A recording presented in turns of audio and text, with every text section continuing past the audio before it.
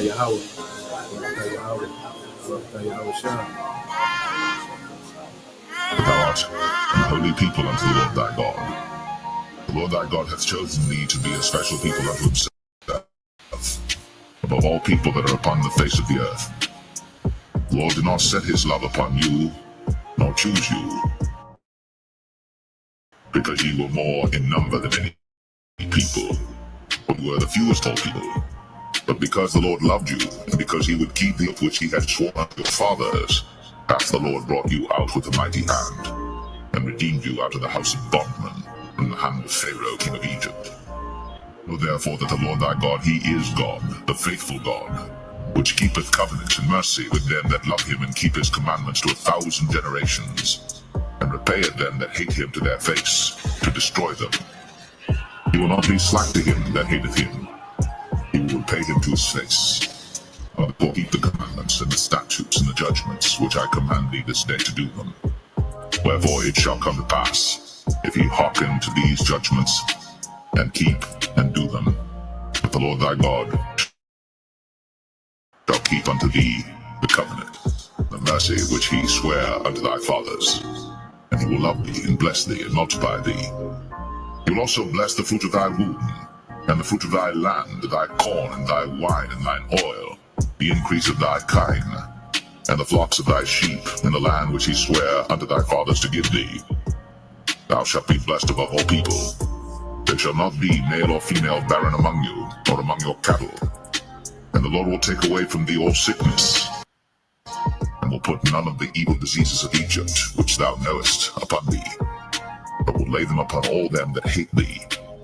And thou shalt consume all the people which the Lord thy God shall deliver thee. Thine eye shall have no pity upon them, neither shalt thou serve their gods, but I will be a snare unto thee. And thou shalt say in thine heart, These nations are more than I, how can I dispossess them? Thou shalt not be afraid of them, but shalt well remember what the Lord thy God did unto Pharaoh and unto all Egypt, the great temptations which thine eyes saw, and the signs of one mighty hand, and the stretched out arm where prayed. Moreover, the Lord thy God will send the hornet among them, until they that are left and hide themselves from thee be destroyed. Thou shalt not be affrighted at them, for the Lord thy God is among you, a mighty God and terrible.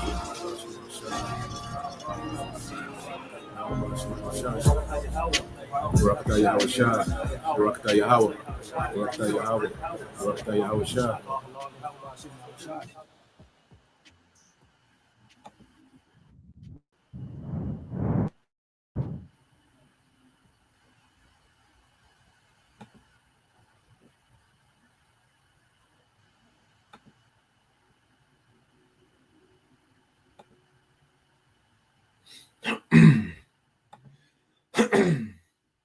All right, Shalom. First and foremost, I would like to give all praise and glory unto Yahweh, Bahashem, Yahweh Shai, Bahashem, Rakakwadash. Double honors unto the apostles and the elders of GMS who rule well, teach well, being great examples to his younger brothers. And peace and blessings, salutations to the hopeful lake out there pushing his word and truth. And in sincerity across the four winds, in the name of Yahweh, Bahashem, Yahweh Shai, pushing to get up out of here. Shalom to the hopeful lake, the believers, the listeners who have came back to the obedience of the scriptures through faith in Yahweh Bashim Shai. All right. And what I want to get into today, is a continuation in the book of 2 Samuel, the 8th chapter. All right. King David's, triumph and Israelite supremacy.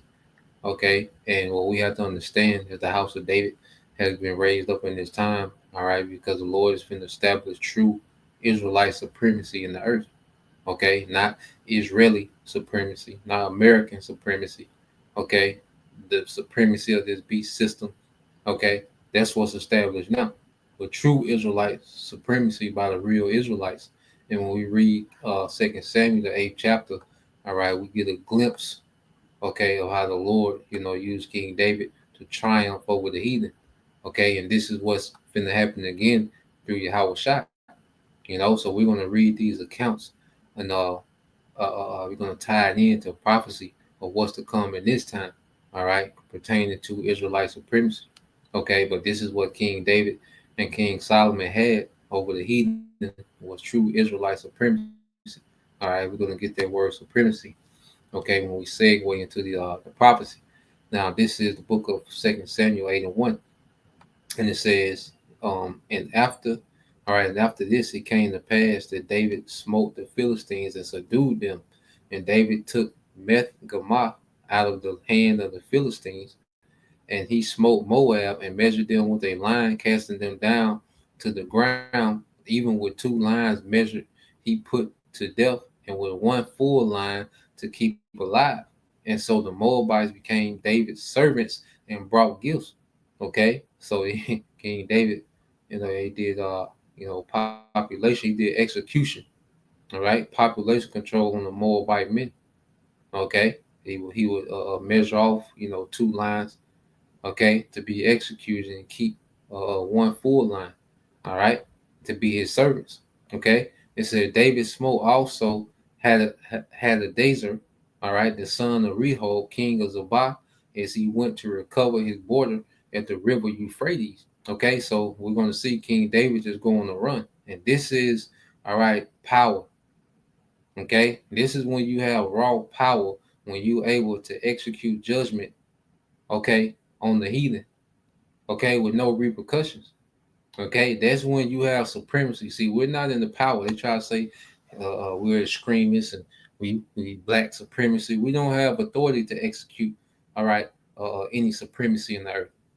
Okay, Esau does. He has the authority to execute supremacy in the earth. Okay, he can do an airstrike at will and just say it was a terrorist in the vicinity, and he can go unchecked. Okay, we don't have that authority. What we're seeing, King David, he's executing Israelite supremacy in the earth, man, and he's making statements amongst these heathens, man. Okay, and this is what we're tapping back into, man. Okay, this is verse 4 says, and David took from him 1,000 chariots and 700 horsemen and 20,000 footmen, and David hauled all the chariot horses, but reserved, all right, of them for 100 chariots. And when the Syrians of Damascus came to secure, so another heathen was coming to help, all right, this heathen king Hadazar, all right, king of Zabah, David slew of the Syrians 20 and 20,000 men. Then put then David put garrisons in Syria of Damascus, and the Syrians became servants of David and brought gifts and tribute. And the Lord Yahweh Bashem al Shah preserved David whithersoever he went. All right, so King David and the armies of Israel, they was having their way out here, man. Okay, they didn't have to check in to the UN, and, all right, they didn't have to come to no summit, and you know, they didn't have to get the approval. All right, they didn't have to get approval rating of the masses. No, they had their way out here. All right, and this was all in righteousness, man, and the Lord was with it, and King David was preserved whithersoever he went. Okay, and it says, and David took the shields of gold that were on the servants of Hadazer and brought them to Jerusalem, and from Betah and from Barathah, cities of Hadazar, King David took exceeding much brass. He was just spoiling the earth, man, spoiling these heathens, man. Our resources began to flow unto King David. Okay, it says when Toah, king of Hamath, heard that David had smitten all the host of Hadad Ezer, then Toah sent Joram, his son, unto King David. Now, I want to hold it there because what we just seen, all right, what we just read, okay, was King David, go on a campaign and the Lord was with him and he was just conquering heathens, man. All right, and Howard Shah, he's coming to do that on a large scale, man. Okay, let's go here. What's the prophecy concerning Yahweh Shai? All right, when you go to Revelation, okay, chapter 19, okay, in verse 2, it says, for true and righteous are his judgments, for he have judged the great whore, which did corrupt the earth with her fornication, and have avenged the blood of his servants at her hand, which this is America. Okay, Yahweh Shai is coming back, to make America a desert. See, there's great judgment coming to America. He's going to judge the earth, but there's going to be great judgment that's going to come to America, man. You see, Yahushua is coming to subdue the nation, to judge the nations, man. And we're going to get back into that Revelation 19. I want to go here, Revelation 6, okay, and 2. It says, and I saw and behold a white horse, and this is that chariot that Yahushua is going to be on. And he that sat on him had a bow and a crown, which means that for war. Okay, the bow represents war, and their crown is authority. All right, and then he is Yahushua. It said, and the crown was given unto him, and it was given unto him by the Father. The authority that Yahushua is coming with is coming. He's bringing the authority that he was given by the Father, and he went forth conquering and to conquer. Okay, and we just read about King David. King David went forth conquering and to conquer. Well, Yahushua is coming to do that, man. Except on a much massive scale, much more massive scale. Okay, and with much more power.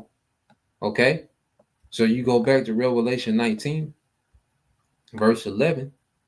All right, it's Revelation 19:11. It says, and I saw heaven open, and behold, a white horse. You see that? That same chariot.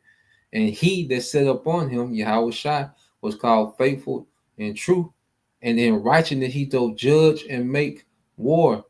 Okay, we just read King David went and made war, and he triumphed. Okay, Yahushua is coming to triumph over the heathen, man. Okay, and deliver his people, the elect. All right, and our people, 2/3, they're going to get caught up in the judgment amongst the heathen because they're going to be looked at as traitors, man. Okay, it says his eyes were as a flame of fire, and on his head were many crowns, and he had a name written with, that no man knew but he himself. And see, in the ancient world, you would take the crowns of the kings you will conquer. Okay, so that's symbolic of him taking the authorities, all right, of all the heathens from the earth. Okay, but in the ancient world, you would take another king's crown that represents that your government, all right, is over his crown. Okay, your government oversees his government. Okay, verse 13, and he was clothed with a vesture dipped in blood, and his name is called the Word of the Most High. And the armies which were in heaven followed him upon white horses, clothed in fine linen, white and clean. Now he's not going to have actual blood on his garment, but that's symbolic of a slaughter that he's bringing with him. Okay, and the heaven, all right, the armies, all right, which were in heaven follow him as the chariots, the rest of the angels. Okay, and out of his mouth go up a sharp sword, which is going to be the laser that fire from the chariot. You know, that fire from another world, a different type of heat that this earth can't produce. Man can't produce the heat Yahushua and the angels are coming with, man. Okay, it says that with it he should smite the nations and rule them with the rod of iron, and he treaded the winepress of the fierceness of the wrath of the Almighty power. So Yahushua is coming to triumph, just as King David, okay, did in his day. Okay, verse 16, and he had on his vesture and on his thigh a name written, King of Kings and Lord of Lords. Okay, and that's the title, all right, of Yahushua. Okay, you see King of Kings, and all this is in all caps. Okay, he's going to be the top authority in the earth. Okay, you see, he's going to oversee all authority in the earth, man. Okay, and this is what he's coming to do, but he's coming to smite these nations, man. See, Christianity doesn't deal with this narrative, man. Christianity is far left when it comes to the scriptures, man. Okay, they have no clue what's really going on and what's about to happen, man. Okay, but what we're finna see is Israelite supremacy, okay, be established in the earth. Okay, which let's get that word supremacy, then we'll get some more prophecy. All right, let's go here to let's go here.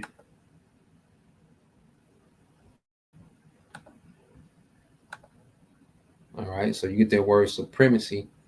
It says the state or condition of being superior to all others in authority, power, okay, or status.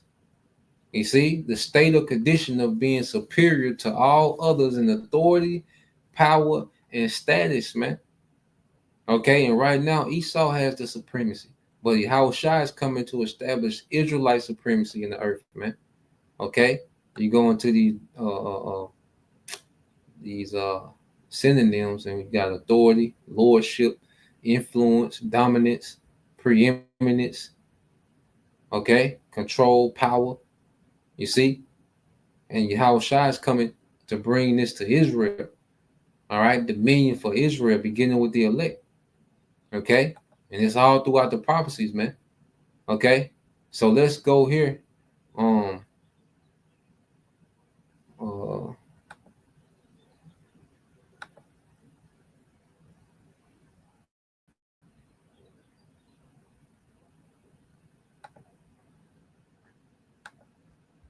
let's go here to the book of Daniel.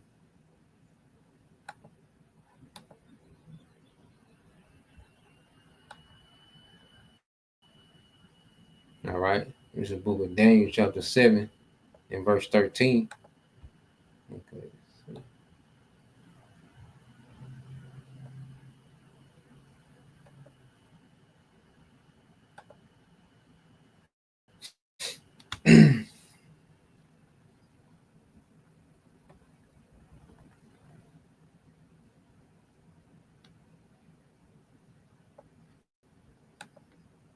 All right, this is the book of Daniel, chapter 7, verse 13. It says, I saw in the night visions, and behold, one like the Son of Man came with the clouds of heaven and came to the Ancient of Days, and they brought him near before him.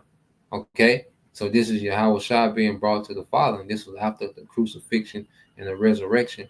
All right, after he completed his mission of being that sacrifice, he was brought back to the Father. Okay, and what was given him? And there was given him dominion, aka supremacy, all right, and glory in the kingdom that all people, nations, and languages should serve him. His dominion is an everlasting dominion which shall not pass away, and his kingdom that which shall not be destroyed. Okay, and this is going to fulfill the promise that was told to King David that he will have a son, all right, who will have an everlasting kingdom, and that was going to be Yahweh Shai. King Solomon had a prelude, but Yahweh Shai is going to be the fulfillment. Okay, so the Heavenly Father has given Yahweh Shai supremacy, okay, over all the heathen, going back even to the beginning. All right, we always got to go to it. Psalms 2. All right, the Heavenly Father gave Yahweh Shai the supremacy in the beginning. He just had to earn it. And we're earning to be joint heirs of that supremacy, man. Psalms 2 and 7. And it says, I will declare the decree. The Lord hath said unto me, Thou art my son, this day have I begotten thee. Ask of me, and I shall give thee the heathen for thine inheritance, and the uttermost parts of the earth for thy possession, man. Okay, so when the Heavenly Father brought forth Yahweh Shai, he spoke him into existence. He gave him supremacy from the beginning. Okay, well, we know, all right, we failed.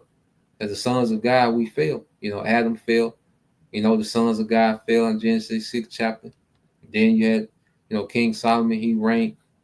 At the end of his reign, he fell, okay, from their supremacy, man, because we fell away from obedience. Okay, but as we, all right, are being gathered, okay, and the Lord is having his mercy, he's going to bring us back to supremacy, man. Okay, we already have the victory in Yahweh Shai. Okay, let's get this real quick. Second Corinthians, now First Corinthians. Okay, and then we'll segue, and there's it's many other scriptures, going into that. All right. Come on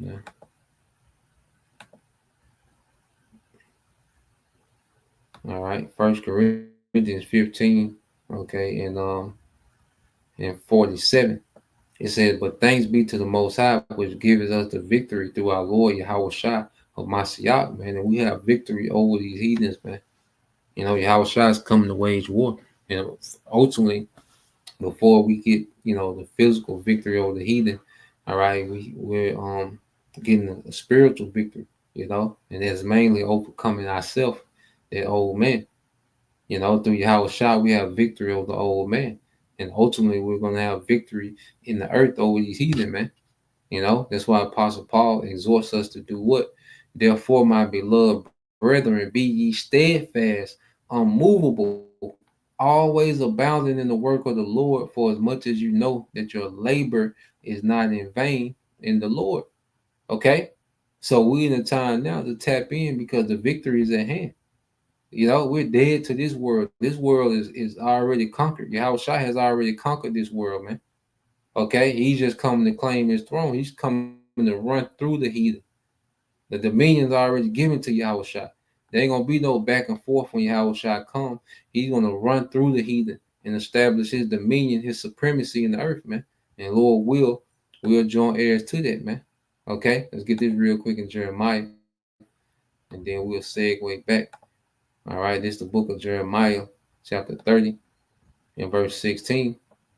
It says, therefore, all that devour thee shall be devoured, and all thine adversaries, every one of them, shall go into captivity, and they that spoil thee shall be a spoil, and all that prey upon thee will I give for a prey, man. Okay? So the Lord is getting ready to put all these heathens in captivity under Israel, man. Okay, beginning with Esau, Edom. Okay, who's going to be the tail of captivity? He's going to be the bottom heathen in captivity, man, for the 1,000 years, and he's going to be done away with. Okay, and just as these heathens have spoiled us, we're going to spoil the earth, man. All wealth is going to flow, all right, to Israel, just like during the time of King David and King Solomon. All the wealth, flowed to them. All right, as you see, King David was conquering these heathens, and they would bring gifts. Under the time of King Solomon, what did they do? They brought gifts. Okay, and we're finna run that back, man. It's gonna be forever. Okay, it said, "For I will restore health unto thee, and I will heal thee of thy wounds," said the Lord Yahweh by Shema Shai, because they called thee an outcast, saying, "This is Zion, who no man seeketh after." Okay, and we begun the healing process in Yahweh Shai, man. Getting back to this ruling class mentality, man, from a slave mentality, all right, to a ruling class mentality. It's the healing process that we're going through, man. You know, from a mindset of darkness to a mindset of light, righteousness, man. Okay, this is what the Lord, all right, is doing real time now. You know, and Yahweh Shai is going to complete that healing in His return. Okay, so while these heathens are being, all right, subdued and conquered, all right, the Lord is going to complete, okay, our healing process. We're going to be perfected in those chariots, man. You see? So let's go back to 2 Samuel. Okay, we got a major triumph to come, man. And these devils, they celebrated, our triumph. Okay, they celebrated our triumph. We call it the Ark of Titus. Okay, I think it's called the Ark of Titus when the Romans took us down. And there was a triumph for these devils, man. I'll pull it up real quick.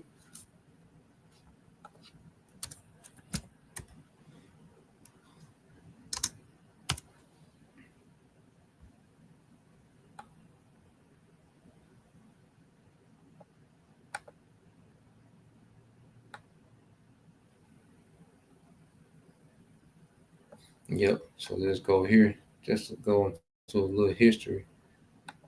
Um,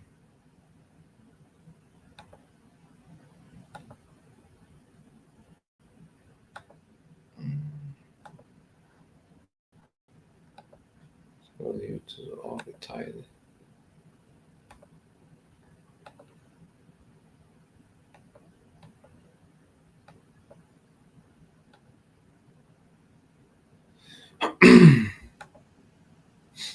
All right, so you go here real quick, just the Ark of Titus. It said the Ark of Titus primarily represents the Flavian dynasty triumph over, it say the Jewish, but there's no such thing. All right, but over the Israelite rebellion in Judea and defecation of Emperor Titus. It was built by Emperor Domitian in honor of his deceased brother Titus after his apotheosis and to commemorate the victory victory in, all right, what they call the Jewish war, all right, what they call the Roman Jewish wars, all right, well, it was a Roman, all right, and Israelite wars, okay, ultimately the Roman and then the kingdom of Judah, all right, Benjamin, Judah, and Levi. It said the ark depicts scenes of the triumphal procession with spoils from the Jerusalem temple, including the menorah. Okay, so these devils had a triumph, over us. They celebrated their triumph over us, man. Okay, and you got the Flavian dynasty, which was you go into Vespasian, all right, his son Titus and his other son Domitian. There was a Flavian dynasty, all right, the last Edomites, to rule, okay, in the Roman Empire, all right, under what you call the Pax Romana, okay, because after that Jake will come into power, okay, and be Caesars, the five good Caesars, starting with um, Nerva, and ending at Marcus Aurelius, okay, for the five good emperors, and then you will have, Jake emperors, that will rule, okay, Rome, all right, for the next, about 11, about 1200 years, you know, and the Byzantine Empire, started, um, what they would consider scholars started at the the 330, 340 BC era or AD era, you know. But these devils, is going back to the point, these devils celebrated, the triumph they had over Jerusalem, destroying the temple. Okay, but we're finna triumph over all the heathens, including, all right, Esau, Edom. Okay, now let's go back here to Second Samuel. All right, Second Samuel 8. All right, and all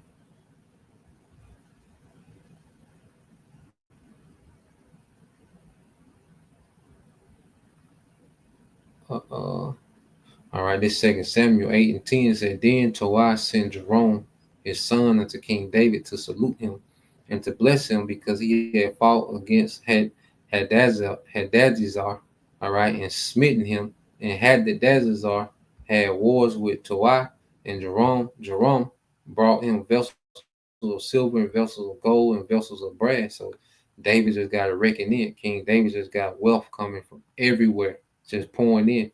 Okay, which also King David did dedicate unto the Lord with the silver and the gold that he had dedicated of all the nations which he subdued. And King David was putting a lot of that, all right, into the treasury of the Lord, you know.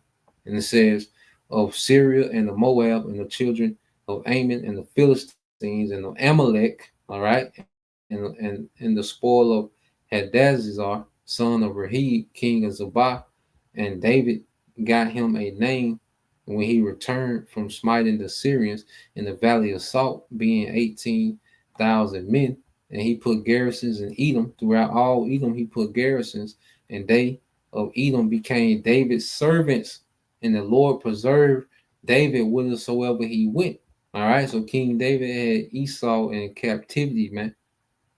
Okay, and these devils, they push a narrative as if they was never a people in captivity, that they was always superior in the earth. Nah, man.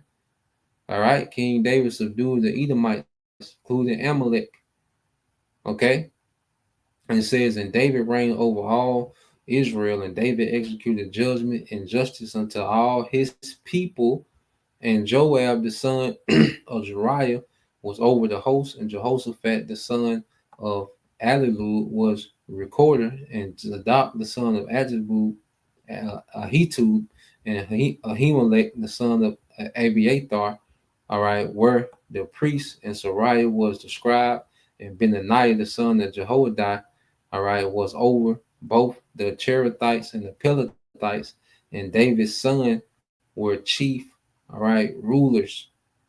Okay, you see that?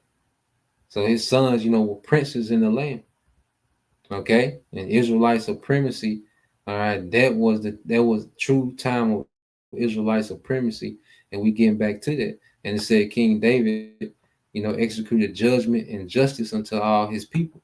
Well, what is Yahweh Shai coming to do? Psalm 72.